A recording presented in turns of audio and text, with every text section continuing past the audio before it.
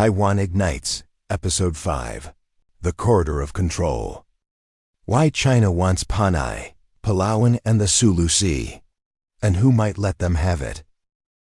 Objective: to expose how Panay, Palawan and the Sulu Sea form a vulnerable but vital corridor that could determine the Philippines' role in the next Pacific War, not as the battleground, but as the passageway where powers will move. The headlines point north, but in war, it's often the back door that's used first. While we watch Luzon, a quieter corridor lies open: Panay, Palawan, the Sulu Sea, a forgotten trail now eyed by giants. The objective of this episode is clear: to map the real value of the South, not just as territory, but as the corridor of control for energy, for logistics, for war. Palawan is more than paradise. It's a dagger pointing west, toward the Spratlys and the oil veins China quietly drills. It also faces east, toward Mindanao, Sabah, and the Celebes Sea.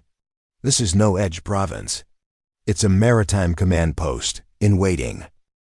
Panay Island, flat, wide, and quietly upgraded. Why did airport expansions target Iloilo? Why do infrastructure projects mirror logistic staging patterns? Because it sits across Palawan, a launch pad by land and air.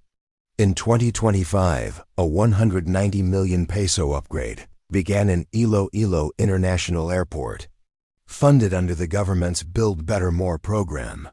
New chillers, terminal rehab, increased capacity. But sometimes, airport upgrades aren't just for comfort. They're for clearance. But Panay isn't the only one quietly expanding. From Bugzuk to Balabac, Puerto Princesa to Busuanga, Palawan is turning into a strip of upgraded runways, some for tourists, but most ready for something else. Runways long enough for cargo. Enough terminals to land a silent war. The Sulu Sea seems distant, but in a Taiwan crisis, it becomes the southern artery for naval movement. Singapore to Taiwan, Australia to Subic, fuel, munitions, fiber optic cables. Everything passes through. If the corridor remains free, no need for invasion, no need for noise, just partnerships, soft loans, access to ports, land purchases, and quiet withdrawal of resistance. Not all maps reveal risk, not all threats wear boots. And not all wars begin with gunfire. Sometimes they begin with an agreement, signed by someone who never thought to read the fine print.